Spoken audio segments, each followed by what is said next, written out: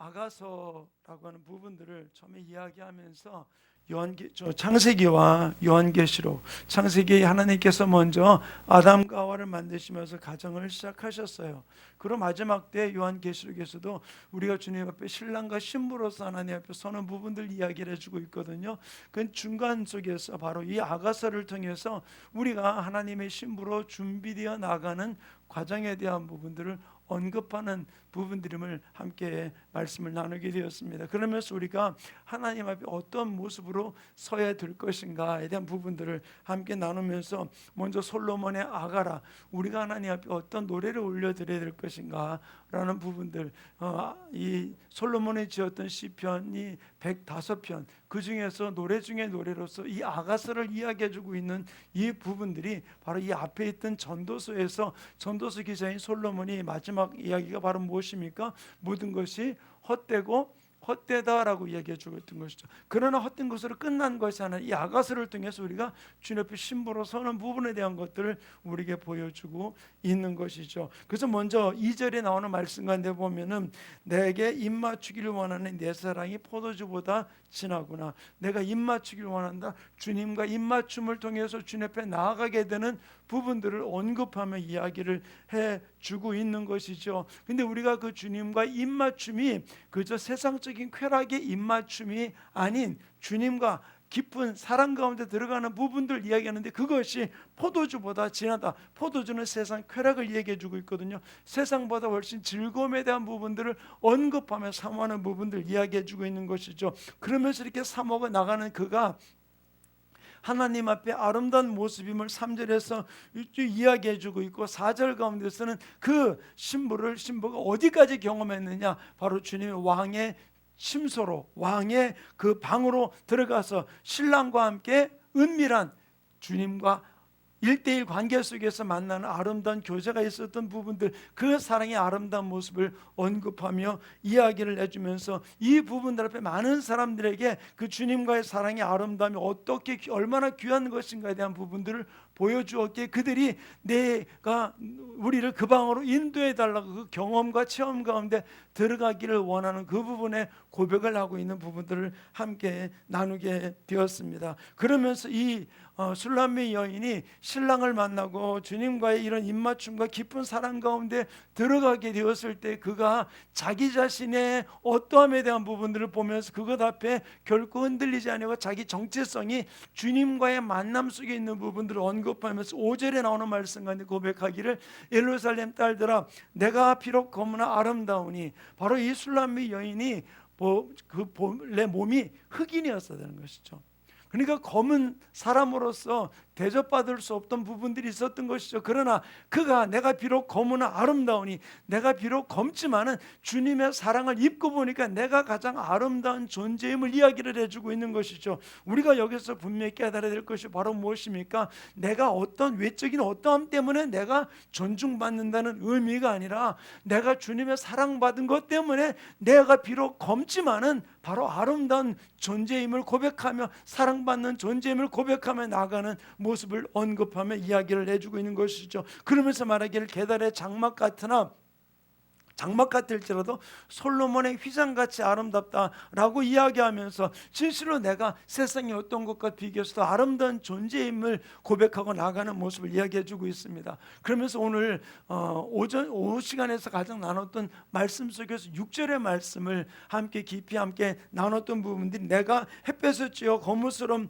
할지라도 흘겨보지 말 것은 내 어머니 아들들이 나에게 노하여 포도 얹기를 삼았습니다. 이 부분들을 언급하면 제가 오늘 오후 시간 이런 이야기를 들었어요. 바로 여기서 내가 햇빛에 쬐어 거무스름 할지라도 내가 삶의 여정을 통하여서 그 여정 속에서 내가 그 햇빛으로 인해서 검어지고 추해지고 또는 내가 그 아름답지 못한 모습을 나타내는 나의 모습이 있는 부분들이 있었던 것이죠. 그렇지만 말하기를 그렇지만 내가 거무스름 하더라도 나를 홀겨보지 말아라. 내가 이렇게 됐던 이유가, 내가 이렇게 외적으로 거무스름하고 볼품없는 모습이 되었던 이유가 바로 무엇이냐? 내 어머니 아들들이 나에게 놓아여 포도원지기를 삼았다라고 얘기해 주었던 것이죠. 여기서 내 어머니 아들들의 이야기를 갈라디아서 4장의 이야기를 언급하면서 바로 우리가 육의 자녀와 약속의 자녀에 대한 부분을 언급하면서 육의 자녀가 바로 무엇입니까? 아브라함의 자녀 중에서 이스마엘을 이야기해 주고 있는 것이죠. 약속의 자녀가 누구입니까? 이삭을 의미해 주고 있는 것이죠. 바로 육의 자녀들이 바로 이 언약의 자녀들을 핍박했던 부분들을 언급하고 이야기를 해주고 있는 것이죠. 결국 이것이 하나님의 말씀대로 사는 자가 아니라 바로 율법을 따라서 또는 헌법과 세상의 규례를 따라 가지고서 하나님을 섬기려고 하는 자들이 잘못된 것을 가르쳐 주면서 이것이 내가 신앙 안에서 살아야 될 일이라고 이야기하면서 그들이 놓아요 나에게 이것이 너의 포도원, 네가 지켜야 될 포도원이라고 이야기해 줬던 부분들을 언급하며 이야기를 했었습니다. 바로 우리는 세상의 규례와 규칙을 따라서 신앙생활하고 내게 맡겨진 일을 하는 자가 아니라 하나님이 내게 맡겨준 것이 무엇인지를 깨달아야 된다는 것이죠. 그러나 세상의 어떤 종교적인 부분들, 율법적인 부분들이 우리로 하여금 하나님의 말씀 안에 들어가지 못하게 되는 부분을 언급하면서 오늘 마태복음 4장 19절에 나오는 말씀 가운데 바로 주님이 우리의 삶 속에서 베드로를 부르면서 이야기하기를 내가 너를 사람을 낚는 어부가 되게 하겠다라는 이야기를 말씀을 드렸어요. 우리를 사람을 낚는 어부라고 불렀던 이 부분들 속에서 우리가 하나 살펴봐야 될 부분들이 하나 있던 것이 사람을 낚는 어부라는 얘기는 원어 성경에서는 낚는다는 의미가 전혀 없는 것이에요. 영어 성경을 속에서 보면 사람을 위한 어부라고 언급되어 있다는 것이죠. 여기서 우리가 볼 때 사람을 낚는 어부라고 베드로를 불렀던 이유는 바로 뭐죠? 베드로는 고기를 잡아가지고 자기 유익을 얻던 어부였었어요. 그런 베드로에게 예수님이 또다시 내가 사람을 낚는 어부, 사람을 낚아서 내 유익을 위해서 살아라 라는 의미로 받아들이는 것이 아닌데 우리나라 말 성경이 잘못 번역이 되면서 낚는 어부라고 얘기해주고 있는데 원어를 찾아볼 때는 영어 성경 속에서 뭐라고 얘기했냐? 사람을 위한 어부라고 이야기해주고 있는 것이죠. 사람을 위한 어부. 이제는 내 유익을 살아왔던 삶이 이제는 사람을 위한 어부로서 네가 살아라 라고 하면서 베드로를 불렀다는 것이죠. 결국 이렇게 부르신 예수님께서는 먼저 첫 번째 우리를 위한 사람을 낚는 어부가 되셨어요. 우리 사람을 위해서 어떻게 했습니까? 당신이 십자가에서 피 흘려 죽으셔서 우리의 모든 죄를 다 담당하심을 통해서 어떻게 했습니까? 우리를 새 생명 가운데 들어가게 만들어 놓은 첫 번째 어부가 되신 것이죠. 또 베드로도 주님의 그 부름을 따라서 사람을 위한 어부로 그는 십자가에 깎을려 죽으면서까지 오직 하나님의 복음을 위해 달려갔던 베드로의 모습을 찾아볼 수 있고 바울도 자기 자신이 가지고 있던 모든 지위와 명예와 모든 것들 예수님 앞에서 다 배설물로 여기고 오직 예수만 자랑하는 삶으로 한 영혼이 구원받고 회복되는 일에 온 마음을 다해 달려갔던 바울의 모습을 찾아볼 수 있는 것이죠. 결국 주님 앞에 부름받은 자들이 우리에게 보여주는 것은 바로 무엇이었습니까? 사람을 위한 업으로 달려갔던 그들의 모습을 이야기를 해주고 있는 것이죠. 우리가 이 땅을 살아가면서 우리가 어떤 목회자는 목회자로 성도는 성도들의 마찬가지예요. 내가 누구를 위한 업으로 살아갈 것이냐는 거예요. 내가 신앙생활하면서 내 유익을 위한 모습으로 신앙생활을 할 것이냐. 목회를 하면서도 마찬가지 부분들을 우리에게 이야기를 해주고 있는 것이죠. 우리가 이 땅을 살아가면서 결코 내 유익을 위해서 우리는 업으로 우리를 부르신 것이 아니라 사람을 위한 어부, 나로 인해서 다른 사람이 회복되기 위해서 불렀던 부분들임을 언급하며 오늘 말씀을 드렸습니다. 결국 이 술람미 여인이 깨달은 것이 바로 무엇입니까? 하나님이 내게 주신 사명인데도 불구하고 그 사명을 알지 못하고 내 어미의 아들들이 나에게 놓아요 이 포도원지기를 삼았습니다. 그러면서 그 6절 후반부 이야기하는 것이 바로 무엇입니까? 나의 포도원을 내가 지키지 못했다라고 이야기를 해주고 있어요.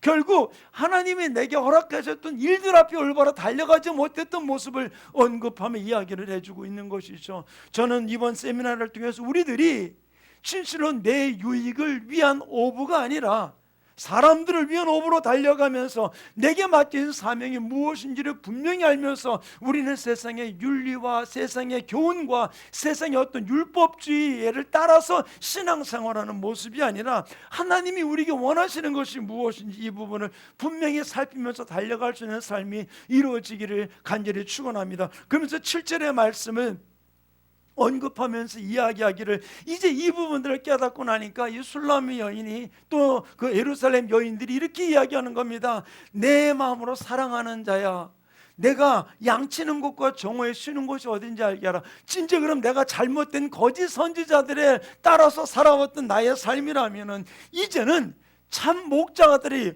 그래서 내 사랑하는 자가 양떼 먹이는 곳이 어디이고 또 정오에 쉬는 곳이 어딘지 내게 가르쳐달라. 곧 이제는 내가 거짓 선지자를 따라서 신앙생활을 하는 것이 아니라 하나님 원하시는 진실된 목자, 당신이 쉬는 곳, 당신이 양떼 먹이는 그곳에서 내가 쉬고 그 꼴을 먹는 자가 되기 원합니다 라고 이야기하면서 고백하는 부분들이 이 7절 오늘 오후 시간까지 해서 말씀을 나눴어요.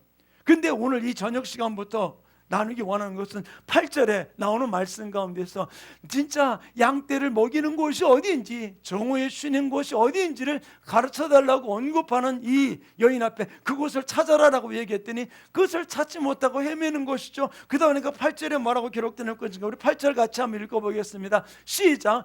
여인 중에 어여쁜 자야, 내가 알지 못하겠거든 양떼의 발자취를 따라 목자들의 장막 곁에서 너의 염소 새끼를 먹일지니라. 자, 내 사랑하는 자가 양떼 먹이는 곳이 어딘지를 몰라요. 또 정오에 쉬는 곳이 어딘지를 모르는 것이죠. 그건 어딘지 모르겠다. 그럼 내가 진짜 참목자를 따라서 가는데 그 참목자가 어딘지 내가 어떻게 알 수 있느냐? 그럴 때 다시 8절이 이야기하는 것이 무엇입니까? 여인 중에 어여쁜 자야, 내가 알지 못하거든 양떼의 발자취를 따라 목자들의 장막 곁에서 너의 염소 새끼를 먹이라라고 얘기해 주고 있습니다. 이 이야기는 바로 무엇이냐? 우리가 세상의 풍조를 따라가는 신앙생활이 아니라 내 목자들이 양떼 먹이는 곳을 따라가라고 이야기해 주고 있는 것이죠. 내 양떼의 발자취를 따라 목자들이 장막 곁에서, 이 말은 무슨, 우리 앞서서 신앙생활을 했던 믿음의 순교자들, 믿음의 선진들의 그 발자취를 따라가라는 이야기예요. 우리 믿음의 선진들이 어떻게 살았습니까? 초대교회, 우리 한국 초대교회, 우리 한국 초기 기독교인들이 우리 어떻게 살았습니까? 그들은 많은 일들 가운데서 어떻게 했습니까?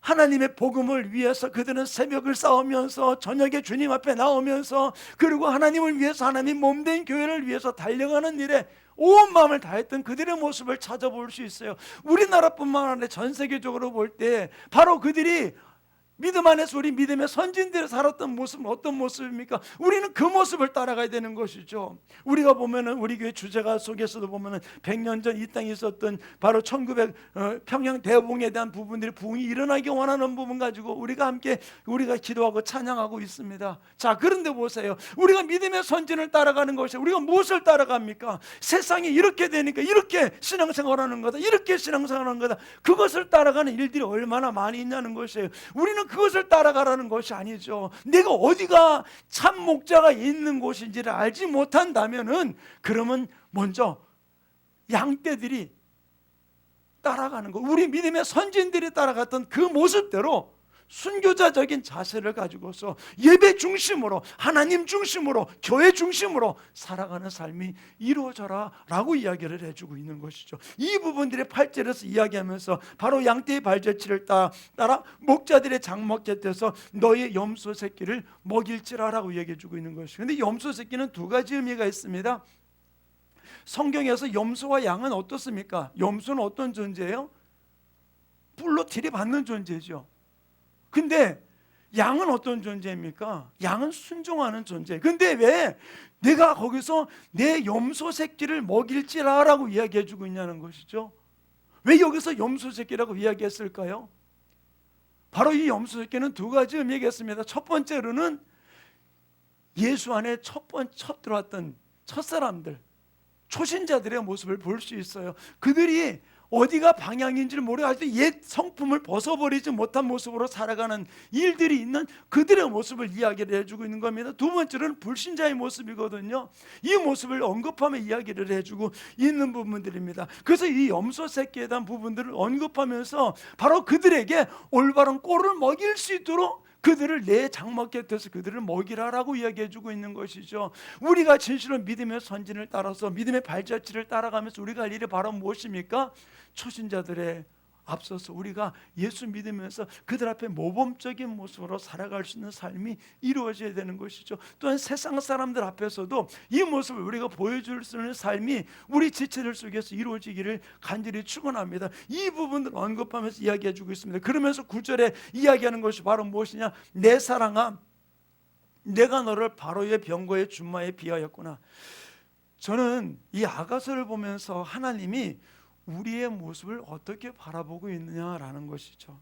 성경은 많은 성경 속에서 볼 때 하나님은 우리가 조금만 변화된 모습으로 하나님을 바라보기를 하면은, 조금만 그런 조짐만 보이면은 주님은 화들짝 놀라면서 너무 기뻐하는 모습을 찾아볼 수 있어요. 저는 가장 성경 속에서 이해할 수 있는 부분 중에 열왕기 상하에 나오는 말씀 가운데 보면은 아합이라는 왕이 있습니다. 아합이 누구입니까?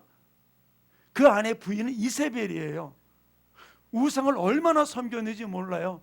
그런데 아합이 하나님 앞에 벌을 내린다니까, 아합이 하나님 앞에 겸손하게 엎드려서 하나님을 찾고 구할 때 하나님이 뭐라고 얘기해 주고 있냐? 성경 뭐라고 기록해 주냐?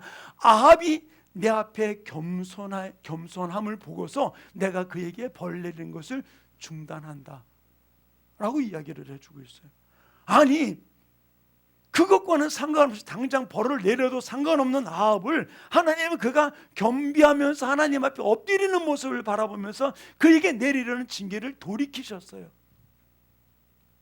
오늘 여기 나오는 말씀 가운데서도 그 부분을 보여주는 것이 바로 이렇게 주님이 양떼 먹이는 곳이 어디입니까? 주님이 쉬는 곳, 신랑이 쉬는 곳이 어디입니까? 내가 거기를 가기 원합니다. 그런 마음으로 요청하는 이 모습 앞에 뭐라고 얘기해 주고 있느냐? 9절에 보면 내 사랑아, 내가 너를 바로의 병거의 준마에 비하였구나. 바로의 병거의 준마가 바로 무엇입니까?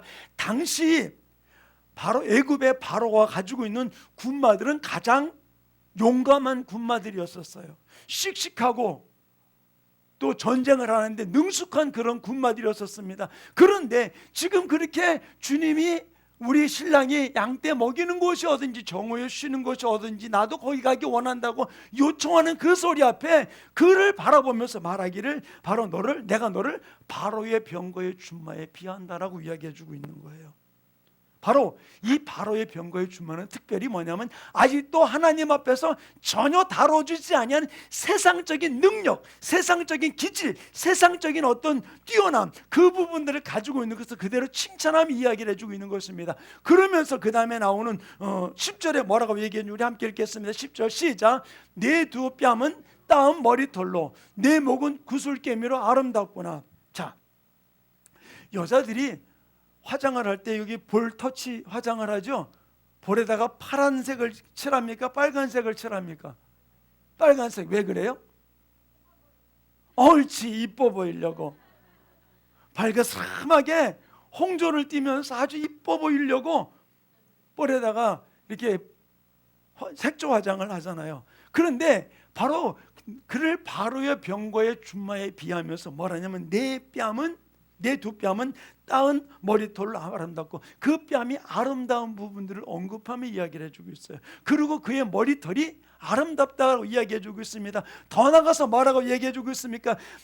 내 목은 구슬개미로 아름답다. 그 목에 구슬개미가 주렁주렁 달려있는 그 모습을 보면서 그 구슬개미가 아름답다 이야기해주고 있거든요. 그런데 이것은 그가 아까도 얘기했듯이 전혀 하나님 안에서, 성령 안에서 다뤄주지 아니한 세상적인 능력, 세상적인 부귀, 세상적인 명예, 이런 부분들이 주렁주렁 달려있는 부분들을 언급하며 이야기를 해주고 있는 거예요. 그것을 바라보면서 참 너 이쁘구나, 참 너 사랑스럽구나 라고 이야기하면서 그를 축복해 주는 모습을 볼 수 있는 것이죠. 그 타고난 능력에 대해서 야, 그거는 세상적인 거야, 그거는 하는 거 아니야, 어떻게 교회에서 그런 거 가지고서 하냐, 이렇게 말하면서 그들이 세상적인 기질을 갖고 있는 부분들을 외면하고 그것을 터부시한 부분들이 아니라 그것을 칭찬하는 겁니다. 근데 그 다음에 이야기를 우리가 좀 봐야 돼요. 11절 우리 같이 한번 읽겠습니다. 11절 시작. 우리가 너를 위하여 금사슬에 은을 박아 만들리라. 세상적인 기질, 세상적인 능력이 뛰어난 그에게 뭐라고 얘기해 주고 있어요? 우리가 너를 위하여 금사슬의 은을 박아 만들리라. 금은 뭘까요? 금. 성경에서 금은 믿음을 의미해요. 바로 너를 금사슬, 믿음의 사슬에 은을 박아 만들리라. 은은 무엇이에요? 은은 무엇일까요?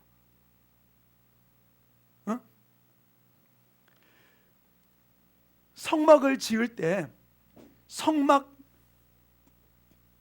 창들을 만들면서 그 밑 받침을 뭘로 했냐? 은 받침을 만들었어요.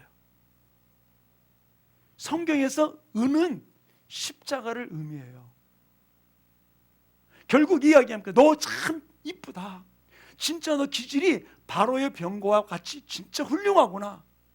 그리고 내 뺨도 내 머리털도 내 목의 구슬깨미도 진짜 아름답구나. 그런데 세상적으로는 그렇게 뛰어나고 멋지고 아름다운데 내가 너를 금사슬에 은을 박아서 결국 이게 무슨입니까? 십자가를 통해서 너를 변화시키겠다라는 얘기예요. 우리의 삶 속에서 십자가를 통과하지 아니하는 기질들은 하나님 앞에 쓰임받을 수 없어요. 바로 여기서 주님이 이야기하는 겁니다. 신랑이 신부에게 말하기를 진짜 아름답다. 그러나 십자가를 통과해야지만 나는 죽고 내 안에서 그리스도가 살아나야지만 그것이 진정한 하나님의 신부로서 나갈 수 있음에 대한 부분들을 언급하며 이야기를 해주고 있는 것입니다. 사랑하는 성도님, 내가 아무리 좋은 것을 가지고 있어도 십자가를 통과하지 않으면 안 돼요. 바울이 로마 시민권을 갖고 있었습니다. 당대 가장 뛰어난 학문을 갖고 있었던 사람입니다. 모든 명예를 갖고 있었던 사람입니다. 그런데 그 지식을 갖고 있던 모든 것들을 한순간 주님 앞에서 내가 자랑할 것은 예수 십자가 예수밖에 없다고 얘기하면서 다 배설물로 여겼어요. 그러면은 바울이 배설물 여기고 난 이후에 그가 나가서 사용하면서 그의 지식을 안 썼습니까? 그의 학문을 안 썼습니까? 다 썼어요. 그런데 어떻게? 내 유익을 위해서 쓴 것이 아니라 십자가를 통과한 지식으로 십자가를 통과한 모든 것을 가지고서 하나님의 복음을 달려갔던 모습을 볼 수 있어요. 그것을 가장 잘 보여주는 것이 바로 무엇이냐? 빌립보 감옥에서 보여준 부분들이 있어요.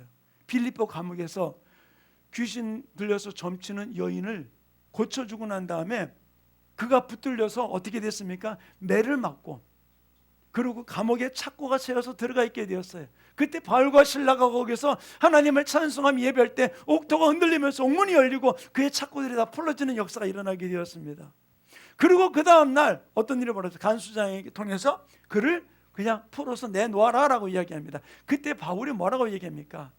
로마 사람인 우리를 죄도 징치 아니하고 우리를 매를 때리고 공인 앞에서 공개적인 석상에서 매를 치더니 이제는 가만히 나를 내보내려고 그러냐? 그들이 와서 나를 데리고 가라 그래라. 그때 그들이 로마 시민을 공개적으로 때렸다는 일 때문에 두려운 마음으로 찾아오게 됩니다. 매 안 맞으려면은 매 맞기 전에 나 로마 시민권이야 그럼 매 안 맞을 수 있었잖아요. 근데 바울은 그 자기 로마 시민권이라는 신분을 그는 드러내지 않고 매를 다 맞고 난 다음에 그 다음에 나중에 내가 로마 시민이라고 이야기했어요. 이 이야기는 바로 무엇이냐? 자기의 신분이나 모든 것들을 십자가를 통과하지 않고 쓴 것이 아니라 십자가를 통과해서 오직 복음을 위해서 쓴 것이죠. 그런데 그가 매 맞기 전에 내가 로마 시민권이라고 얘기했던 것은 바로 무엇이냐? 예루살렘에서 붙들렸을 때 로마로 가겠지 어떻게 합니까? 그를 매로 치려고 그러니까 네가 로마 시민인 사람을 죄도 묻지 아니하고 나를 묻고 매를 치려고 그러느냐? 그때 백부장이 뭐라고 얘기합니까? 로마 시민이라는 말 앞에 깜짝 놀라서 풀어놓습니다. 그러고 말합니다. 나는 돈을 주고 이 시민권을 샀는데 너는 어떻게 된 거냐? 나는 나면서부터 로마 시민권자라 얘기하니까 그 사람이 깜짝 놀랍니다. 왜? 돈으로 시민권 산 사람하고 나면서부터 시민권 사람하고 위치는 전혀 다른 것이죠. 바울은 뭐 때문에 거기서 자기가 매 맞기 전에 로마 시민권자라고 얘기했을까요? 복음을 위해서. 그리고는 가이사 앞에 로마로 가기 위해서 그 모든 일을 했던 모습을 볼 수 있어요. 우리가 이 땅을 살아가면서 내가 가지고 있는 신분, 내가 가진 위치, 내가 가지는 모든 것을 십자가를 통과하지 아니하고 쓸 때 그것은 하나님이 원하지 않았어요. 여기서 바로 이 신부가 주님을 고백하고 내가 그 양떼 쉬는 곳, 정오에 먹이는 곳을 내가 알게 해달라고 이야기하는 이에게 말하기를 너 진짜 멋있다. 그런데 내가 너를 금사슬에 은을박아 만들리라. 너를 십자가를 통과하면서 성령을 통해 너를 다뤄서 하나님의 도구로 너를 쓰리라 라는 의미로 그에게 이야기를 해주고 있는 거예요. 우리가 주님의 신부로 주님 앞에 달려가는 것은 무엇입니까? 하나님은 내가 가진 백그라운드, 내가 주는 재물, 내가 주는 능력 그거 쓰실까요? 아니요, 쓰시죠. 근데 어떻게?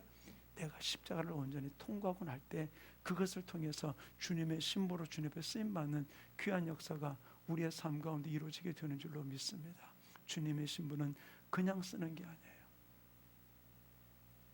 바로 이런 모습에 대한 부분들을 언급하며 이야기를 할 때 바로 12절에 이렇게 기록해 놓고 있습니다. 함께 읽겠습니다. 12절 말씀 시작. 왕이 침상에 앉았을 때 나도 기름이 향기를 뿜었구나. 13절도 계속 읽습니다. 시작. 13절은 나의 사랑하는 자는 내 품 가운데 몰약 향주머니요. 14절도요. 나의 몰약 향주머니요. 나의 사랑하는 자는 내게 엔게디 포도원의 고베라 송이로구나. 자, 여기서 제가 12절, 13절, 14절을 같이 읽은 이유가 있어요. 여기 12절이 이렇게 이야기해 주고 있습니다. 바로 그가 내가 너를 금사슬에 은을 박아서 너를 만들리라 라고 이야기해 주고 난 다음에 왕이 침상에 앉았을 때 나도 기름이 향기를 뿜었구나. 자, 왕의 침상을 경험한 이 여인, 왕과 은밀한 가운데 신랑과 나와의 아주 밀접한 그런 남에게 이야기할 수 있는 주님과의 깊은 만남을 경험한 이 여인이 바로 그 왕의 침상에 앉았을 때 나도 기름이 향기를 뿜었다라고 이야기해 주고 있어요. 이 나도 기름이라는 것은 바로 신부에게 부어지는 거룩한 임재의 기름 부음을 이야기를 해주고 있는 부분들이거든요. 그러면서 13절이 이야기하는 것은 나의 사랑하는 자는 내 품 가운데 몰약 향주머니요 그랬어요. 여기서 내 사랑하는 자가 내 품 가운데 몰약 향주머니. 몰약은 어디다 뿌리는 향유입니까? 몰약. 예? 잘. 그렇지. 컨닝도 잘해야 돼. 컨닝도 잘했어. 몰약은 예수님이 아기로 태어났을 때 황금과 유향과 몰약을 가져왔죠. 몰약은 시체에다 바르는 게 바로 몰약이에요. 근데 신랑이 뭐라고 얘기합니까? 신부는 말 나의 사랑하는 자는 내 품 가운데 몰약 향주머니구나. 너는 내 품 가운데 어떤 사람? 몰약 향주머니는 십자가를 통과한, 십자가를 경험한, 십자가가 있는, 곧 나는 죽고 주님이 살아나는 이 부분들을 경험한 자임을 고백하면서 그를 품에 안는 모습을 볼 수 있어요. 우리가 진정으로 이 땅을 살아가면서 내 생각이 죽고 내 감정이 죽고 내 모든 위치가 죽고 주님을 나타내고 주님을 자랑할 수 있는 아름다운 삶, 이것이 하나님이 기뻐하는 일이라는 사실을 우리는 기억하길 바랍니다. 그러면서 14절에 이야기하는 것이 나의 사랑하는 자는 내게 엔게디 포도원의 고베라 송이로구나. 이 엔게디라는 말의 의미를 좀 우리가 알아야 돼요. 엔게디 포도원의 고베라 송입니다. 엔게디는 어디냐면은 다른 지역이 아니라 다윗이 사울 왕을 피해서 도망가서 숨었던 곳이 엔게디예요. 바로 이 부분들은 바울이 그렇게 도망 다녔던 이유가 바로 무엇입니까? 힘이 없어서, 능력이 없어서? 아니요, 하나님의 말씀 때문이었었어요. 하나님이 기름 부은 자를 치는 것을 하나님이 원하지 않는다는 사실을 알았기 때문에 그는 그 고생하는 일, 도망 다니는 일을 자처하면서 다녔던 부분들이거든요. 그런데 여기에서 이 신부를 이야기하면서 나의 사랑하는 자는 내게 엔게디 포도원의 고베라 송이다 라고 이야기해 주는 것은 바로 내 사랑하는 자는 내 유익을 위한 장식을 만들어 놓는 자가 아니라 하나님 때문에 내가 고난의 엔게디 포도원의 그 장식을 가지고 나를 장식하면서 그것을 자랑으로 삼고 있는 존재임을 이야기를 해주고 있는 것이죠. 내 자랑은 바로 무엇입니까? 나의 성도의 기업은 뭐라 그랬습니까? 내가 하나님이 나의 기업이라고 그랬잖아요. 우리가 이 땅을 살아가면서 하나님의 말씀대로 하나님의 뜻대로 달려갔던 부분들이 우리의 기업이 되고 하나님 앞에서 우리의 장식거리가 된다는 사실을 우리는 분명히 기억해야 돼요. 그래서 바울은 뭐라 그랬습니까? 내게 예수의 흔적이 있다라고 이야기를 해주고 있잖아요. 우리가 이 땅을 살아가면서 어떤 흔적을 갖고 있냐는 거예요. 어떤 장식품을 갖고 있냐는 거예요. 세상의 화려한 장식품이 아닌 하나님이 원하시는 장식품으로 장식된 그 모습에 대해서 언급하며 바로 이 신부에 대한 부분들을 고백하고 있는 모습을 찾아볼 수 있어요. 살아가는 성도님, 하나님의 신부의 모습은 그냥 아름다운 모습으로서 이야기가 아니에요. 주님이 주님됨을 고백하고 십자가를 통과하면서 진실로 십자가가 나의 장식이 되고 나의 자랑이 되는 그 모습이 주님이 기뻐하는 아름다운 신부의 모습임을 고백하며 이야기를 해주고 있다는 사실입니다. 그러면서 15절에 나오는 말씀 가운데 바로 이 신랑이 여인에 대해서 이렇게 이야기합니다. 우리 함께 15절 말씀 같이 한번 읽겠습니다. 시작. 내 사랑아 너는 어여쁘고 어여쁘다. 내 눈이 비둘기 같구나. 자, 이 이야기가 이제 귀에서 계속 이어지게 되는데요. 지금은 내 사랑아 라는 이야기를 해주고 있습니다. 바로 이 신부의 모습을 바라보면서 내 사랑아 너는 어여쁘고 어여쁘다 라고 이야기를 해주고 있는 것입니다. 왕이 진정 내 짝으로서 그를 받아들이고 그를 이뻐하고 그를 사랑하는 모습에 대해서 언급하며 이야기를 해주고 있는 것이에요. 자, 보세요. 여기서는 우리가 알아야 될 부분 중에 하나가 뭐냐면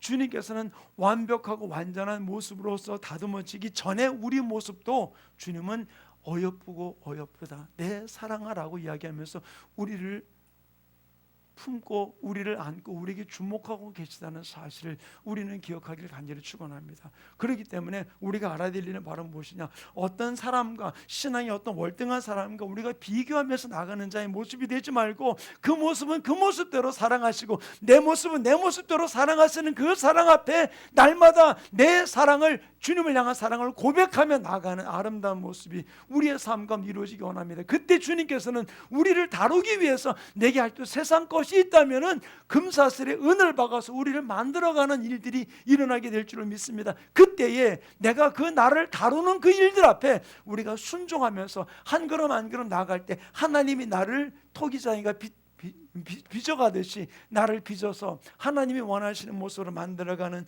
아름다운 일들이 우리의 삶 가운데 이루어지게 되는 줄을 믿습니다. 그러면서 내 사랑아 너는 어여쁘고 어여쁘다 내 눈이 비둘기 같고 그랬어요. 여기서 내 눈이 비둘기 같다는 얘기는 네가 오직 나만을 바라보는 눈을 갖고 있음을 이야기해 주고 있는 것이죠. 사람이 눈을 바라보면 그 눈 속에서 그 사람의 모든 것을 볼 수 있잖아요. 눈이 선하게 보이는, 또 눈을 볼 때 그 사람의 진심이 느껴지는 부분들도 있잖아요. 눈을 바라보면서 그 사람이 진정으로 나를 위하는지 사랑하는지 나를 존중하는지 이 모든 부분들을 볼 수 있는 부분들이 있잖아요. 근데 바로 여기서 이제 자기를 위해서 고백하는 이 여인을 바라보면서 말하는 것이 바로 무엇입니까? 내 사랑아 너는 어여쁘고 어여쁘다 내 눈이 비둘기 같구나. 나하고 짝이 맞아가는 부분들에 대한 것들을 언급하며 이야기를 해주고 있는 것이죠. 사랑하는 성도님, 우리가 이 땅을 살아가면서 우리 눈이 주님을 향해서 선한 실제로 주님과 하나 된 모습으로 주님을 바라보는 아름다운 눈들이 되기를 간절히 축원합니다. 뭔가 내가 이렇게 해서 하나님으로부터 뭔가를 얻으려는 이 장사석 같은 부분들로 바라보는 눈이 아니라 진실로 오직 주님만이 나의 사랑됨을 고백하며 나가는 귀한 삶의 모습이 우리 모든 지체들 속에서 이루어지기를 간절히 축원합니다. 그때 하나님이 우리의 삶을 통해서 놀라운 일들을 만들어가는 아름다운 주인공이 되는 줄로 믿습니다. 그리고 17절에 나오는 말씀 가운데 이렇게 고백하고 있습니다. 우리 함께 읽겠습니다. 17절 말씀 시작. 우리 집은 백향목 들보 잣나무 석가래로구나. 여기서 우리 집이라는 복수를 쓰고 있죠. 우리 집은 이 여인과 함께 만든 이 집이 백향목 들보 잣나무 석가래다. 가장 아름다운 건축 자재물 중에 하나가 백향목이잖아요. 주님의 성전을 지었던 바로 솔로몬이 지었던 그 백향목에 대한 부분들, 잣나무는 항상 푸르름에 대한 부분들을 언급하며 보여주고 있는 것이죠. 바로 이 여인과 함께 지었던 이 집이 바로 가장 아름다운, 변하지 아니하는 아름다운 집을 건축하고 나가고 있음에 대한 부분들을 언급하며 이야기를 해주고 있는 것입니다. 저는 이 모습을 바라보면서 우리 함께 주님을 앞에 나가기 원하는 것은 바로 무엇이냐? 하나님은 나의 조그마한 몸짓, 나의 조그만 행동 하나에도 그분은 너무 기뻐하시고 너무 행복해 하시면서 우리를 향해서 주님은 더 놀라운 고백으로서 우리를 축복해 주시고 인쳐 주신다는 사실을 우리는 기억하면서 그 주님을 바라보며 한 걸음 한 걸음 주님의 신부로 만들어져가는 아름다운 하나님의 주인공들이 되시기를 간절히 축원합니다. 자, 그러면서 우리 2장을 좀 보도록 합니다. 2장 1절부터 1절과 2절 우리 한번 같이 한번 읽어볼까요? 시작. 나는 샤론에 수선하여 골짜기에 백합화로다. 자, 그래 2절도 같이 읽읍시다. 2절도 읽습니다. 2절도 같이 읽습니다. 시작. 여자들 중에 내 사랑은 가시나무 가운데 백합화 같도다. 자, 1절에서 이야기하는 부분을 한번 먼저 좀 잠깐 봅시다. 나는 샤론에 수선하여 골짜기에 백합화로다. 나는 샤론의 수선화라고 이야기하면서 이 여인이 자기 자신을 고백하는 이 모습 속에서 이 샤론의 수선화라는 것은 실속 있는 꽃으로서 자기는 뭔가 실속 있는 꽃으로서 나아가고 있는 부분들임을 고백해주고 있어요. 그러면서 아울러 여기서 골짜기의 백합화라는 이 부분들은 순수한 신앙으로서 하나님을 바라보고 신랑을 바라보고 달려가는 부분들을 언급하며 이야기를 해주고 있는 것이죠. 결국 이 여인은 자기가 하나님을 바라보는 모습 속에서 아직도 완전하고 완벽하진 않지만은 내가 실속 있는 꽃이고 바로 순수한 모습의 신앙으로 바로 신랑을 바라보고 달려가고 있음에 대한 부분을 고백해 주고 있는 것입니다. 저는 이 모습을 바라보면서 우리의 신앙을 내가 스스로가 좀 평가절하하는 신앙이 되지 말고 그렇다고 해서 막 엄청나게 평가를 높여가지고 나가는 그런 부분들이 아니라 내 신앙을 스스로가 평가절하하지 말고 하나님 앞에서 하나님 나 이런 순수한 신앙으로 주님을 바라보고 달려갈 수 있게 해주심을 감사드립니다 라고 하면서 우리 신앙을 고백할 수 있는 부분들이 우리 모든 성도들의 삶 가운데 이루어지기를 간절히 축원합니다. 우리나라 옛 어른들이 대표 기도를 시키면 대표 기도 가운데 꼭 하는 구절이 하나가 있죠. 천지 만물을 창조하시고부터 시작해서 그 다음에 또 하나 쓰는 게 뭐예요? 지렁이 같은 나를 이렇게 또 쓰고 마른 막대기보다도 못한 그러니까 스스로 나를 막 그렇게 낮추는 이야기, 겸손한 부분 속에서 고백하신 부분들이라는 것을 알아요. 그러나 우리가 주님 안에서 이 술람의 여인을 고백하는 부분들은 자기 신앙을 평가절하지 아니하고 하나님 앞에 자기의 모습 그대로를 고백하고 나가는 모습을 볼 수 있습니다. 그때 신랑이 남자가 이 여인을 바라보면서 이야기하는 것이 2절의 고백입니다. 우리 얘를 다시 한번 봅시다. 2절을 시작. 여자 중에 내 사랑은 가시나무 가운데 백합화 같도다. 자, 앞에 1절에서 백합화는 골짜기의 백합화라고 이야기해주고 있었어요. 골짜기의 백합화는 바로 무엇입니까? 언덕 위의 백합화가 아니라 골짜기의 백합화는 많은 사람들에게 드러나지 아니하는 모습이었었어요. 숨겨진, 그러다 보니까 자기가 순수한 신앙의 모습으로 주님을 바라보고 있음에 대해서 언급하고 있는 것이죠. 근데 신랑은 그 여인을 바라보면서 뭐라고 이야기합니까? 여자 중에 내 사랑은 가시나무 가운데 백합화 같다. 자, 가시나무 가운데 백합화가 어떨까요? 가시가 삐쭉삐쭉 있어요. 거기에 백합화가 있습니다. 바람이 한들한들 불면 어떻게 될까요? 이거 백합화는 만신창이가 돼 찢어지는 거예요.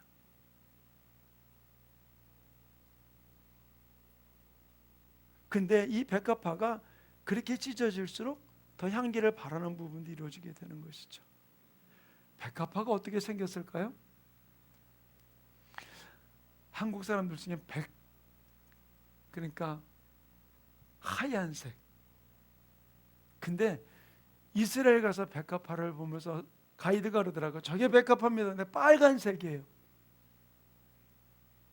마치 양귀비꽃 같이 빨간색으로. 근데 여기에서 나는 골짜기에 백합화요 라고 고백하는 이 여인을 신랑은 뭐라고 얘기해? 너는 가시나무 가운데 백합화라고 이야기를 해주고 있는 것이죠. 이 부분은 이 여인을 무시해서 하는 이야기가 아니에요. 내가 많은 아픔을 통해서 내 향기를 드러낼 존재임을 이야기를 해주고 있는 것이죠. 사랑하는 성도님, 사람의 가장 진 면목은 무엇을 통과해 봐야지 알아요? 아픔을 통과해 봐야지 알아요. 고난을 통과하면서 그 사람의 진 면목을 볼 수 있는 부분들이 있어요. 진짜 순수한지, 진짜 거짓이 없는지. 바로 주님은 신부에 대해서 그 고백을 하면서 내 사랑하는 자야, 너는 골짜기가 아니라 가시나무 가운데 백합화 같구나 라고 이야기하면서 그 여인을 이야기해주고 있는 것이죠. 그러면서 3절에는 이 여인은 이렇게 자기가 어떤 모습으로 주님을, 신랑을 바라보고 나가는가를 이야기해주고 있어요. 3절을 같이 한번 읽겠습니다. 시작. 남자 중에 나의 사랑하는 자는 숲을 가운데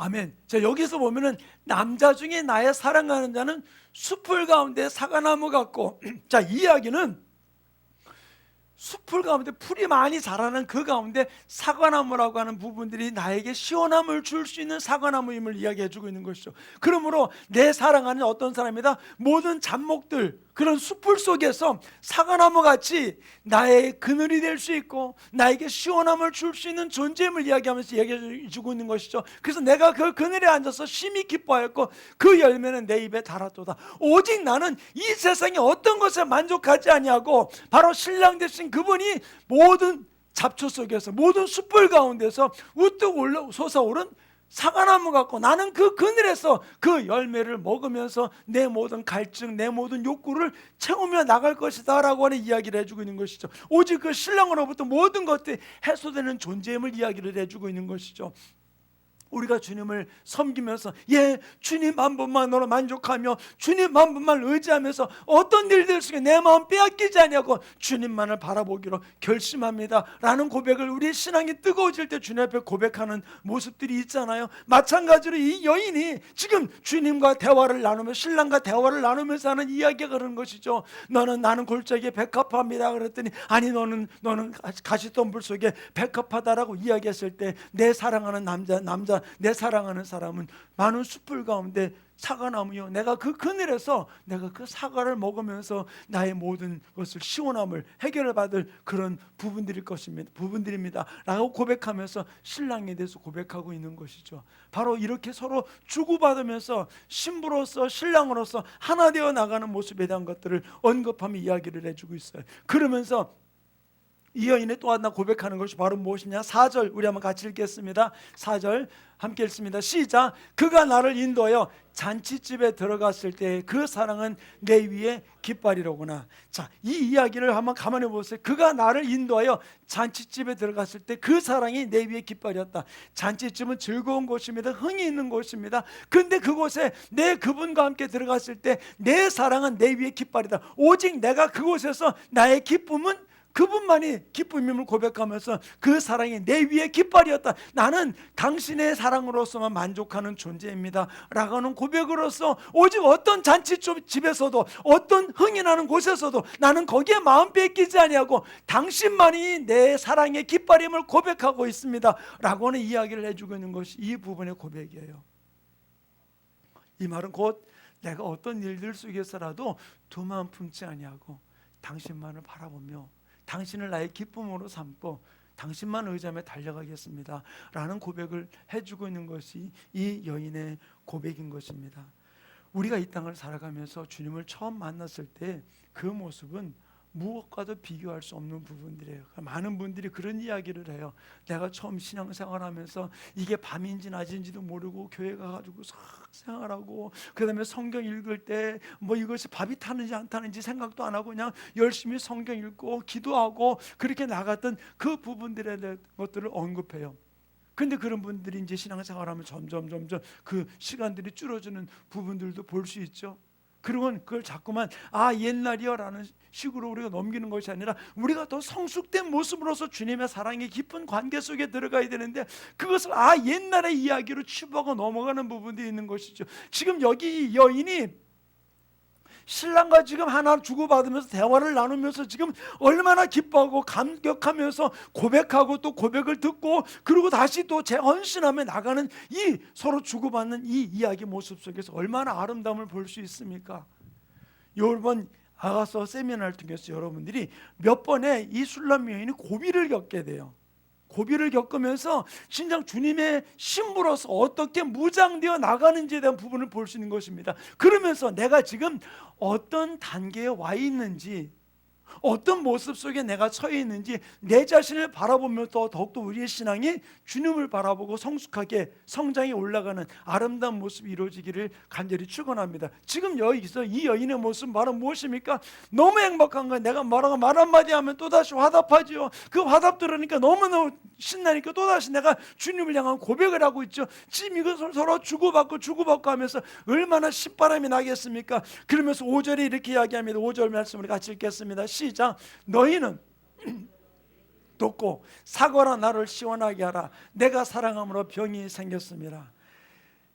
이제 주님을 사랑하는 부분들이 병이 났던 부분들 언급하며 이야기를 해주고 있는 거야. 이것은 내가 주님을 더 깊이 알기를 원하면서 주님 앞에 들어가기를 원하는데 이제는 그것이 내 마음대로 안 되는 거예요. 막 그러다 보니까 내가 병났던 부분들에 대해서 언급하며 이야기를 해주고 있는 것입니다. 마치 일종의 상사병 같은 부분들 속에서 주님을 더 깊이 알기 원하는 부분들로 나가는 이 여인의 모습을 자기가 이렇게 병이 났다라고 이야기, 내가 좀 더 신앙으로 주님 앞에 달려갈 수 있도록 나를 좀 도와달라라고 이야기를 해주고 있습니다. 그러면서 6절은 이렇게 고백하고 있잖아요. 6절 말씀 같이 읽습니다. 시작.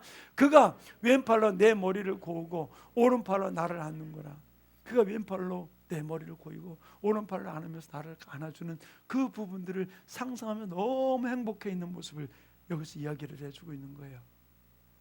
자, 보세요. 우리가 주님이 내가 뭐라고 기도할 때마다 한마디 대답해주고, 내가 뭐라고 말할 때마다 대답해주고, 내가 뭔가 하나님께 기도하기만 하면 바로 응답이 척척척척 이루어져 가면은 어떨까요? 진짜 신바람 나겠죠. 내가 기도했는데 금방 응답돼요. 기도할 때마다 금방 응답돼요. 근데 많은 사람이 그런 얘기해요. 초신자 때는 기도하면 응답이 잘 됐는데 조금 오래 신앙생활 하다 보니까 영 기도해도 응답이 안 된다고. 근데 왜 응답이 안 된 이유가 무엇일까요? 또 왜 응답이 안 된다고 이야기를 할까요? 자꾸 내 생각이 들어가면은 응답이 안 되는 것 같아요. 뭔가 하나님 나에겐 관심이 없는 것 같아 보일 때가 있어요. 바로 지금 이 술람의 여인이 신랑과 지금 대화를 나누면서 더 깊은 단계 속에 들어가기 원하면서 갈망하면서 이야기를 내가 병들었다고 이야기를 해주고 있는 것이죠. 그때 이 여인이 무슨 고백을 해주고 있느냐. 7절 우리 한번 같이 읽어보겠습니다. 7절 같이 읽습니다. 시작. 예루살렘 딸들아, 내가 노루와 들사슴을 두고 너에게 부탁한다. 내 사랑이 원하기 전에는 흔들리지 말고 깨우지 말지니라. 자, 왼팔로 나를 머리를 고이고 오른팔로 나를 안고 있어요. 주님 품 안에, 신랑 품 안에 가만히 누워있는 그것이 너무너무 행복한 거예요. 그러니까 뭐라고 하니까 예루살렘 딸들아, 노루와 들사슴한테 부탁한다. 제발 조용히 하고 나 좀 깨우지 마. 흔들지 마. 내가 이 사랑 안에 그냥 계속 머물고 싶어. 나 주님 품 안에 계속 머물고 싶어. 그러니까 아무도 흔들지 말고 깨우지 마. 그러면서 내가 이 사랑 안에 계속 머물기를 원하면서 나가는 이 여인의 모습을 이야기를 해주고 있는 것입니다. 자, 그런데 여기에서 우리가 굉장히 중요한 부분들 하나 봐야 돼요. 주님의 신앙 안에 있을 때 주님과 하나 되어 어떤 데는 찬송 부르는 것이 너무 행복하고, 들어도 설교를 들어도 성경책 읽어도 더 읽고 싶고, 그런 부분으로 나가는 일들이 우리가 언제 빨리 또 주일이 돌아오지 않을까 그렇게 갈망하면서 주님을 바라보는 모습으로 나가고 있는 여인의 모습을 이야기를 해주고 있는 것입니다. 근데 여기서 우리가 하나 깨달아야 될 부분들이 있어요. 주님은 우리를 더 깊은 단계 속에 들어가게 하는 일들이 있는데 우리가 어떤 때는 내 신앙에 스스로 도취되어 가지고서 이제는 내가 너무 좋은 거예요. 거기에 취해가지고 하나님이 나를 이끌고, 신랑이 나를 이끌고 나가는 부분 앞에 반응하지 못하는 일들이 너무나 많이 있다는 얘기예요. 그 부분을 보여주는 것이 8절에 이렇게 이야기해요. 8절과 9절 우리 두 절을 계속 읽어봅니다. 함께 읽습니다. 시작. 내 사랑하는 자의 목소리로구나. 보라, 그가 산에서 달리고 작은 산을 빨리 넘어오는구나. 내 사랑하는 자는 노루와도 같고 어린 사슴과도 같아서 우리 벽 창으로 들여다보며 창살 틈으로 엿보는구나. 자, 여기에서 굉장히 중요한 이야기를 해주고 있어요. 다시 한번 8절 볼까요? 8절 이렇게 이야기해주고 있잖아요. 내 사랑하는 자의 목소리로구나. 이제는 그분의 음성을 알아요. 대화를 나누고 있었기 때문에 그분의 음성을 들었습니다. 그런 말하기를, 보라, 그가 산에서 달리고 작은 산을 빨리 넘어서 나에게 오는 부분을 그는 지금 경험을 하고 있는 것입니다. 그런데 지금 그 빨리 달려서 지금 오는 그 신랑에 대한 모습을 어떻게 표현하고 있냐. 9절을 봅시다. 9절을 여기 뭐냐, 내 사랑하는 자는 노루와도 같고 어린 사슴과도 같아서 우리 벽 뒤에 서서 창으로 들여다보면 창살 틈을 엿보는구나. 그 사랑하는 자가 내게 달려왔다면은 나하고 얼굴을 마주대고 보아야 될 거 아니에요. 그런데 뭐냐, 우리 벽 뒤에 서서 뭔가 신랑과 나 사이에 벽이 있는 부분을 이야기해 주고 있는 거예요. 또 창이 있어요. 들여다보고 창살이 있어가지고서 서로가 만날 수 없는 부분들 가운데 일어났던 뭔가가 가로막혀 있는 부분들이 있는 것을 이야기를 해주고 있는 것이죠.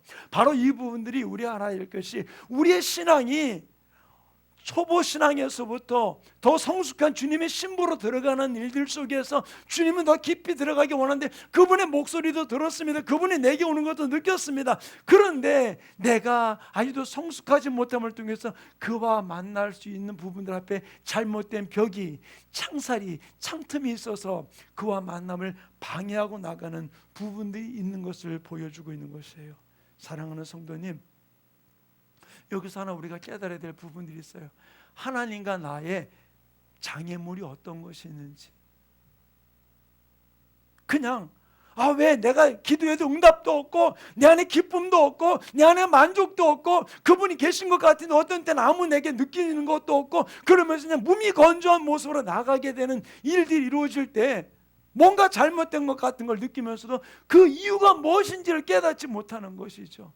이 여인의 모습이 지금 그분의 목소리도 들었습니다. 산을 넘어 나에게 달려오는 것도 그는 경험했던 것이죠. 그런데 막상 맞부딪혔을 때 그가 나를 안고 있던 그런 경험이 아니라 뭔가 창살이, 벽이 가로막혀 있는, 만날 수 없는 모습 가운데 들어갔던 부분들을 여기서 보여주고 있는 것이에요. 우리의 신앙이 잠자는 신앙이 되어서는 안 되는 것이 바로 무엇이냐? 여기서 예루살렘 여인들에게 뭐라고 얘기합니까? 예루살렘 여인들아, 노루와 들사슴에게 부탁한다. 나 깨우지 마. 흔들지 마. 나 지금 여기가 너무 좋거든. 여기에서 가만히 있게. 나 좀 흔들지 말고 깨우지 마. 마치 베드로 요한이 변호사 선생이 올라가서 뭐라 그랬습니까? 여기가 좋사오니 여기 초막셋을 짓고 여기서 살기 원합니다라고 얘기해 주고 있는 것이죠. 예수님께서 베드로에게 변호사 선생의 자기 몸을 변화된 것을 보여준 이유가 바로 무엇일까요? 하나님의 목적이 있었던 것이죠. 그 목적을 깨닫지 못하고 그는 어떻게 거기에 그냥 머물기를 원하는 부분도 있는 것이죠. 우리의 신앙도 마찬가지예요. 나도 이만큼 신앙생활했어. 나도 이렇게 섬겼어. 그리고는 더 깊은 부분들 속에 들어가지 않아요. 그냥 거기서 머물러 있는 거예요. 나도 할 만큼 했으니까 나는 그냥 천국 가겠지. 나 주님이 나를 이뻐하겠지. 그러면서 거기에서 머물러서 아무도 나이 보고 이렇게 찝쩍거리면서 저렇게 찝쩍거리면서 좀 더 열심히 성숙한 모습으로 나가자 그럴 때 상관하지 말라고. 나는 내대로 신앙생활을 할 거니까. 내가 알아서 할 거니까. 그러면서 더 앞으로 전진하지 못하고 나가는 모습을 보여주는 것이 이 여인이 지금 보여주고 있는 모습이에요. 사랑하는 성도님, 우리의 신앙을 멈추게 만들고 우리의 신앙을 머무르게 만드는 부분들이 무엇인지를 우리는 빨리 깨닫고 하나님이 나를 재촉하는 일이 있을 때 우리는 그 부분 앞에 반응하고 나아갈 수 있는 모습이 이루어지기를 간절히 축원합니다. 근데 옆에서 뭐라 그래도 전혀 상관하지 아니하고 그냥 나 혼자 내 길을 가려고 하는 모습으로 살아가는 착각한 주님의 신부들이 너무나 많이 있다는 것이죠. 그냥 교회를 다니는 그 신앙생활하는 부분들이 그냥 하나의 일상적인 부분이 되지 내 삶의 중심이 되지 못하는 부분으로 달려가고 있는 모습이 너무나 많이 있는 모습, 바로 이 여인의 모습 속에서 찾아볼 수 있는 것입니다. 결국 이 여인이 어떤 일을 만나게 됩니까? 여기에서 10절의 말씀 우리 한번 봅시다. 이 남자가 이렇게 이야기하면 함께 읽겠습니다. 시작. 나의 사랑하는 자가 내게 말하 이르기를 나의 사랑 나의 어여쁜 자야 일어나 함께 가자. 뭐라고 얘기해요? 거기 머물지 말고 일어나서 가자. 일어나 가자. 지금 네가 있어야 될 자리가 그 자리가 아니야. 일어나서 함께 가자라고 이야기해주고 있는 것이죠. 그러면서 이 여인이 지금 만난 경험을 통해서 이렇게 이야기를 해주고 있습니다. 우리 11절과 12절, 13절까지 세 개를 좀 계속해서 봅시다. 11절부터 함께 읽습니다. 시작. 겨울도 지나고 비도 그쳤고 지면에는 꽃이 피고 새가 노래할 때가 일어났는데 비둘기의 소리가 우리 땅에 들리는구나. 무화과 나무에는 푸른 열매가 익었고 포도나무는 꽃을 피워 향기를 토하는구나. 나의 사랑 나의 어여쁜 자야 일어나서 함께 가자. 저 여기서 11절에 뭐라고 얘기해 주고 있습니까? 우리의 신앙생활에 추운 겨울은 다 지나갔어. 우중충한 비도 그쳤어. 이제는 우리가 일어나서 주님과 함께 나아가자. 이 추운 겨울도 비도 그쳤다는 이야기가 바로 무엇입니까? 이 앞에서 이야기해주고 있는 1장에서 이야기해주고 있던 부분들이 어떤 의미를 이야기해주고 있습니까? 바로 내가 흑인으로서 내 몸이 검은 부분들 때문에 위축되어 나갔던 그 모습이 신랑과 입맞춤을 통해서 그 모든 것들이 다 해소되면서 내가 비록 검은 아름다우니 게들의 장막 같을지라도 내가 솔로몬의 휘장가도 같구나 라고 이야기하면서 자기 자신의 모든 자범죄나 모든 원죄에 대한 부분들 앞에 전혀 개의치 아니하고 그 부분을 떨치고 일어나면서 뭐라고 얘기해 줍니까? 예루살렘의 여인들아 내가 비록 검지만은 아름답고 게들의 장막 같지만 내가 솔로몬의 휘장가 같이 아름답다라고 이야기하면서 이제는 내 인생이 흑인이라고 검둥이라고 내가 추운 겨울이 아니고 너희들로부터 무시당하는 부분들이 아니고 주적주적 비가 내리면서 내가 개운하지 못한 삶이 아니라 이제 이 모든 것들이 끝났다라고 얘기해 주는 것이죠. 내가 이제 주님의 침궁 속에서 왕의 침소 속에서 같이 주님과 은밀한 나눔이 있었던 그런 존재임을 고백하며 이야기를 해주고 있는 것이죠. 그러면서 이제는 겨울도 지나고 비도 그쳤고 그 다음에 뭐라고 이야기를 해주고 있습니까? 12절에는 지면에는 꽃이 피고 새가 노래할 때가 이르렀고 비둘기 노래소리가 우리 땅에 들리는구나. 지금 이 속에서는 지금 하나님과 함께 네가 구원받은 하나님의 딸로서 달려갔던 모든 부분들에 대해서 마음껏 지금 찬양하고 노래하고 있는 비둘기의 소리가 드러나는 부분들에 대해서 언급해주고 있는 것이죠. 결국 이 이야기가 바로 무엇입니까? 아까 1장 2장에서 보여주었던 부분들 같이 바로 신랑과 함께 한마디 하면 또 한마디 대답을 듣고 죄도 주고받으면서 얼마나 아름다운 화답이 있었던 부분들이에요. 이렇게 아름다운 모습으로 나갔던 일들을 지금 언급하면서 네가 지금 거기에 머물러 있을 자리가 아니야. 일어나서 나와 함께 가자. 일어나 나와 함께 가자라고 이야기해주고 있는 것이죠. 그러면서 13절에 말하는 것이 바로 무엇입니까? 무화과 나무에는 푸른 열매가 익었고 포도나무에는 꽃이 피워 향기를 토하는구나. 나의 사랑 나의 어여쁜 자 일어나 함께 가자. 이제는 그 위축된 삶에서 일어나 함께 가자. 거기에 머물러 있지 마. 지금 네가 그 품에 있는 것 때문에 거기에 머물러 있지만 거기에 네가 있는 안식처가 아니라는 것이죠. 더 높은 한 차원 높은 곳으로 올라가자라고 이야기를 해주고 있는 것이죠. 사랑하는 성도님, 우리의 신앙의 기준을 어디서 삼으시겠어요? 누구와 같이 사람을 기준 삼는 것이 아니라 성령님이 우리 각자를 따라서 이끄시는 그 모습 앞에 우리가 한 걸음 한 걸음, 어떤 때는 남보다 나를 한 보 빨리 나를 걷게 만드는 부분도 있을지 몰라요. 어떤 때는 다른 사람도 한 보 늦게 내가 걷게 만들 때도 있을지 몰라요. 그러나 그 모습 속에 개의치 말고 주님이 이끄는 대로 한 보 일찍이든 한 보가 늦든 아니면 동행을 하든 그 모습으로 이끄는 대로 우리가 함께 달려갈 수 있는 모습이 우리 모든 성도들의 삶 가운데 이루어지기를 간절히 축원합니다. 남과 비교하다 보니까 스스로가 머물러 가지고서 예루살렘의 딸들아 노루와 들사슴에게 붙어간다. 내가 지금 너무 좋다. 그러니까 나를 지금 흔들지 말라. 나를 깨우지 말아라. 내가 여기 지금 너무 좋다라고 이야기하면서 머물러 있는 이 모습이 결코 네 자리가 아님을 이야기해 주고 있는 것이죠. 사랑하는 성도님, 이러다 보니까 무엇이 된 겁니까? 예배가 무너지죠. 기도가 무너지죠. 주님을 위한 헌신이 무너지죠. 다 무너지는 거예요. 이제는 우리가 여기서 일어날 수 있는 아름다운 모습이 이루어지기를 간절히 축원합니다. 그러면서 이 술람미 여인에게 바로 이 14절이 이야기하면서 내가 기뻐하는 소리가 뭔지 아니? 내가 즐거워하는 소리가 뭔지 아니? 내가 행복해야 하는 소리가 뭔지 아니? 그러면서 14절을 이렇게 이야기합니다. 우리 14절 같이 한번 읽겠습니다. 시작. 바위 틈 낭떠러지 은밀한 곳에 있는 나의 비둘기야, 내가 내 얼굴을 보게 하라. 내 소리를 듣게 하라. 내 소리는 부드럽고 내 얼굴은 아름답구나. 참 개혁 개정 성경에서 이것을 참 이쁘고 아름답게 표현을 해놓았어요. 근데 여기 이야기를 가만히 보세요.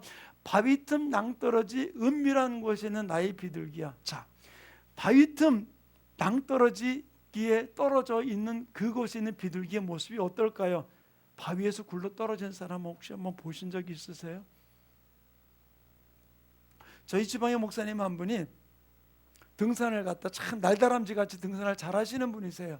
막 가다가 빨리 가려고 막 가다 말고는 잠깐 삐끗해가지고서 쓰러졌는데 이 나무가 이렇게 잘라진 거기에 옆구리를 확 받친 거예요. 딱 받쳤는데 그러더라고요. 숨도 안 쉬어주고 앞이 노란 게 아무것도 못하겠다라는 거예요. 숨이 쉬어지지 않더래요. 그리고 한참 있다가 겨울에서 119를 불러가지고서 헬기 와가지고서 헬기로 해가지고서 이송돼가지고서 왔는데 갈비뼈가 3대가 금이 갔대요. 그래서 야, 우리 아래쯤 돈 내고 탔어?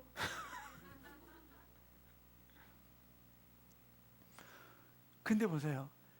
잠깐 넘어져도 얼마나 아파요. 근데 바위 틈 낭떠러지에서 떨어진 그 비둘기 모습이 어떨까요?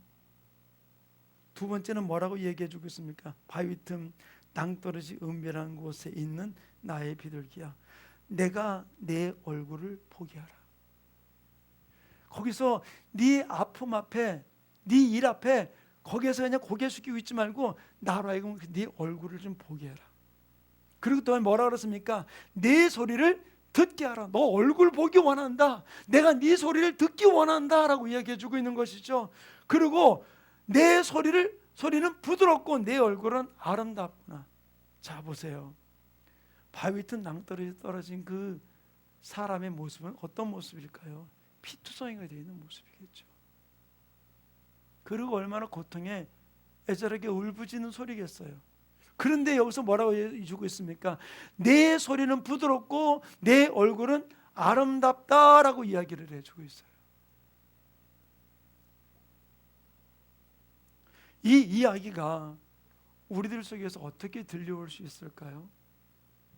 내가 왜 고통당하는 걸 하나님이 즐기시지? 내가 왜 힘들어서 부르짖는 소리를 왜 즐기시지? 그렇게 우리가 바라볼 수 있어요. 그런데 우리가 여기서 한번 생각해 봐야 될 부분들이 있습니다. 하나님은 우리가 어떤 일들 속에서라도 주님을 찾는 것을 주님은 기뻐하세요. 주님을 바라보는 것을 기뻐하세요. 우리 시편 51편 17절 좀 찾으셨으면 한번 올려주실래요? 시편 51편 17절 못 찾았어요?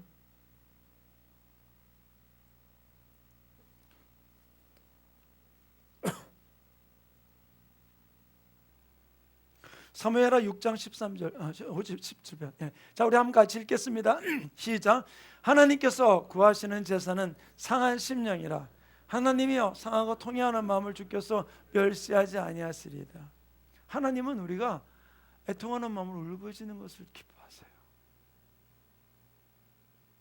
이것이 세상의 삶의 문제 때문에 울부짖는 것도 있을 수 있겠지만 내가 당신을 향해 더욱더 전진하며 달려가길 원한 지금에 머무르지 아니하고 주님을 더 요구하고 더 구하고 더 찾고 나가는 그 애틋한 마음을, 그 울부짖는 소리를 주님께서 원하고 있음을 이야기해주고 있는 것이죠. 결국 여기에서 바위든 낭떠러지에 떨어진 그 모습은 네가 지금 고통과 고난에 대한 의미를 이야기하는 것이 아니라 진실로 주님과 분리되어서 홀로 처박혀 있는 그 부분들 앞에서 하나님을 향해 울부짖고 있는 그 모습을 주님이 듣기를 원하고 그 소리를 기뻐하는 것이고, 그 얼굴을 주님께서는 보기 원하고 있는 부분들에 대해서 이야기를 해주고 있는 것이죠. 사랑하는 충만교회 성도님, 우리는 우리가 있는 자리를 만족해 하는 자리가 되어서는 안 된다는 것이죠. 바로 더 우리는 올라가고 성숙하기 위해서 주님 앞에 상한 심령을 가지고 울부짖으면서 주님을 더욱더 구하고 찾고 나갈 때 하나님 우리의 삶을 통해 더 놀라운 일들을 풀어주는 역사가 일어나게 될 줄로 믿습니다. 그러므로 저는 우리 모든 지체들이 주님 앞에 날마다 우리는 상한 심령을 가지고 주님을 더욱더 구하고 더 찾고 더 부르짖으며 달려가시는 아름다운 모습이 우리 모든 성들의 삶 가운데 이루어지기를 간절히 축원합니다. 이것이 바로 무엇입니까? 사슴이 시냇물 찾기에 갈급한 같이 내가 주님을 찾는다고 다윗이 고백하고 있었잖아요. 우리가 날마다 주님으로 목말라는 심령으로 나가기를 주님께서 원하고 있음에 대한 부분들을 성경은 여기서 우리에게 가르쳐주고 있는 것입니다. 또 하나 우리 사무엘하 6장 13절 한번 같이 읽도록 하겠습니다. 사무엘하 6장 13절.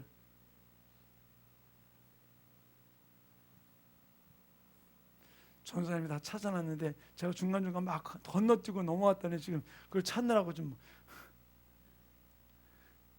사무엘하 6장 13절.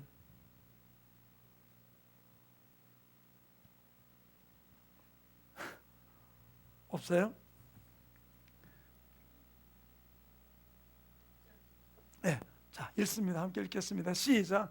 여호와의 궤를 맨 사람들이 6걸음을 가매 다윗이 소와 살찐 송아리로 제사를 드리고, 제 이야기는 이제 요 한 부분을 좀 찾아놓으려고 했는데 이것은 바로 무엇입니까? 오벳에돔 집에 가기 전에 기럇 여아림 집에서 하나님의 법궤를 옮길 때 다윗이 어떻게 옮겼습니까? 새 수레에다가 싣고 옮기다 말고는 우사가 죽는 일이 벌어지게 됐어요. 우사가 죽자마자 어떻게 됩니까? 오벳에돔 집으로 옮기게 되어 버렸죠. 오벳에돔 집으로 가고 난 다음에 어떻게 했습니까? 내가 베레스 우사라고 그 이름을 정했어요. 왜? 하나님이 우사를 죽였다는 것 때문에 거기다 베레스 우사라는 이름을 지어가지고서 하나님의 법궤를 내 집으로 들어오는 것을 내가 금하는가 보다 싶어서 그것을 거부하면서 하나님의 법궤를 그냥 오벳에돔 집에 갖다 집어넣어 버립니다. 근데 3개월이 지나가서 어떤 일이 벌어져요? 오벳에돔 집이 하나님이 복 주셨다는 이야기를 듣게 됩니다. 그리고 다윗이 생각한 거죠. 뭘 생각했습니까? 자기는 우사가 죽었던 일 때문에 그는 슬퍼해서 그 이름을 베레스 우사라고 이야기를 했지만, 그러나 무엇이 잘못된 것을 알았어요. 법궤는 새 수레에 옮기는 게 아니라 어떻게 된다? 사람이 어깨에 메어서 옮게 된다는 사실을 알게 된 것이죠. 그래서 베레스 우사가 죽고 난 그곳에서 아비나답의 집에서부터, 오베데돔 집에서부터 이 법궤를 다윗성으로 옮겨오게 됩니다. 근데 우리 아까 읽었던 13절 말씀 다시 한번 올려줄래요? 13절 말씀, 사무엘하 6장 13절 함께 읽습니다. 시작. 여호와를 괸 사람들이 6걸음을 가매 다윗이 소와 살찐 송아지로 제사를 드리고 6걸음 갈 때마다 소 한 마리를 잡았어요. 그럼 보편적으로 6m의 소 한 마리 잡는 거예요.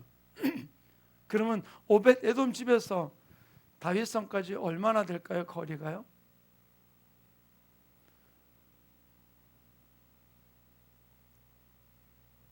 결코 쉬운 거리는 아니에요. 어떤 성경학자들 말하기에 11km라고 얘기하는 부분들도 있고요, 7km라고 얘기하는 부분들도 있고, 하여튼 그 수는 정확하지 않지만 다음은 1km라고 생각해도 6m의 소 한 마리씩 잡습니다.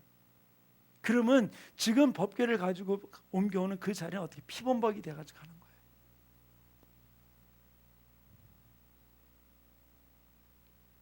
아이고 소를 저렇게 허비를 해가 아니라 하나님은 하나님의 법대로 행하는 일을 기뻐하세요. 다윗이 처음에는 실패했지만 그러나 그 이후에 깨닫고 주님을 향한 마음으로 하나님이 다윗에게 너 6걸음 뛸 때마다 소 한 마리 잡아라 명령한 게 아니에요. 하나님의 명령은 법궤는 수레에 옮기는 게 아니라 사람의 어깨에 메어 옮기는 거다라고 얘기해 줬던 거거든요. 그러나 다윗은 옮기면서 그렇게 제사를 드렸던 부분들인 것이죠. 여기에서 6걸음에 소 한 마리 잡았던 부분이 중요한 것이 아니라 다윗이 애통하는 마음으로 하나님을 향해 울부짖으며 나갔을 때 하나님이 그것을 기뻐하셨던 모습을 이야기를 해주고 있는 것입니다. 사랑하는 우리 성도님, 우리가 주님 앞에 우리의 실수할 수 있어요. 우리는 넘어질 수 있어요. 어떤 때는 열심을 낸다고 했던 부분들이 혹여나 이 베르스 우사가 죽듯이 이런 일이 벌어질 수 있어요. 나는 열심히 최선을 다해서 하나님을 섬겼는데 이런 일이 일어난다. 그러나 우리가 내 생각대로 하나님을 예배하는 자가 되지 말고 하나님의 방법대로 달려가는 하나님의 사람 되기를 간절히 축원합니다. 그래서 저는 이 아가서 신부 영성 세미나를 통해서 우리 자신이 하나님 원하신 아름다운 신부로서 우리가 무장되어 나갈 수 있는 모습들이 우리 모든 지체의 삶 속에서 이루어지는 아름다운 모습이 되기를 간절히 축원합니다. 그래서 이 아가서 우리 신부 영성 세미나에 바로 우리 주제가 나의 사랑하는 자, 나의 예쁜 자야 라고 하는 노래를 우리가 불러요. 근데 우리가 이 시간에 그 노래를 한번 다시 부르기를 원해요. 그러고서 우리 함께 기도하는 시간을 좀 갖기를 원하는데요, 바로 우리가 이 땅을 살아가면서 오늘 우리가 읽었던 이 14절의 말씀이 다윗이 하나님을 향해서, 그 다음에 우리가 주님의 신부로서 주님 앞에 나아가는 일에 바로 가장 귀중한 부분들을 우리에게 보여주고 있는 것이 바로 이 일이라는 사실을 우리는 고백하면서 이 고백이 우리 모든 성도들의 삶 속에서 넘쳐나게 되기를 간절히 축원합니다. 14절의 말씀, 바위 틈 낭떠러지 은밀한 곳에 있는 나의 비둘기야, 내가 내 얼굴을 보게 하라. 내 소리를 듣게 하라. 내 소리는 부드럽고 내 얼굴은 아름답구나. 자, 우리 찬양 한번 고백하며 가사를 함께 주님께 올려드리도록 하겠습니다.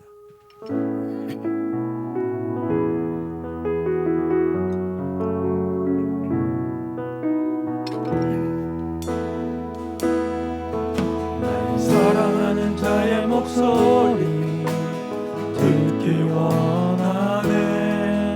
나의 사랑, 나의 어여쁜 자야, 바위 틈 은밀한 곳에서 듣기 원하네.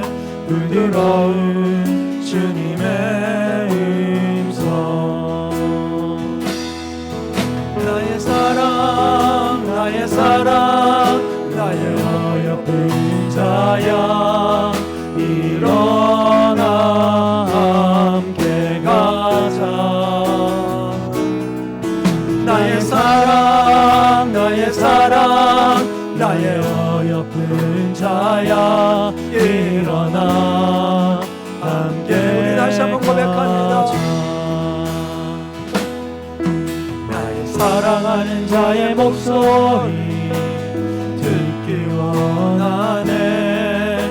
나의 사랑, 나의 어여쁜 자야, 바위 틈이란 곳에서 듣기 원하네. 부드러운 주님의 나의 사랑하는 나의 목소리 처음부터 다시 고백합니다. 나의 사랑하는 자의 목소리 주님이 우리의 음성을 듣기 원하세요.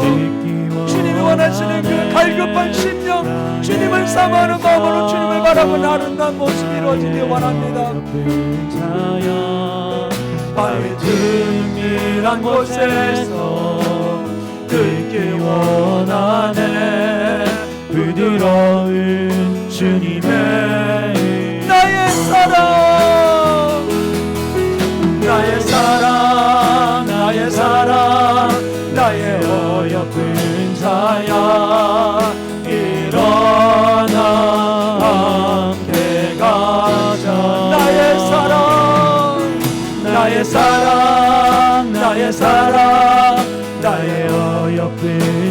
자야 일어나 함께 나의 사랑 일어나 나와 함께 가자. 나의 사랑 주님 우리를 부르고 계세요. 이제 더 이상 거기 머물지 말라고, 내 신앙에 도취되지 말고 일어나라고 주님 우리를 부르고 계세요. 함께 가자. 나의 사랑 나의 사랑 나의 사랑 나의 어여쁜 자야 일어나. 우리 마지막으로 다시 한번 고백합니다. 주님이 내가 일어나라고 부르십니다. 나의 사랑 나의 사랑 나의 사랑 나의 어여쁜 자야 일어나 함께 가자. 나의 사랑 나의 사랑 나의 어여쁜 자야 일어나 함께 가자. 우리 기도하는 시간을 좀 갖기 원해요. 내 신앙이 혹시 멈춘 분 계십니까? 이쯤이면 됐지.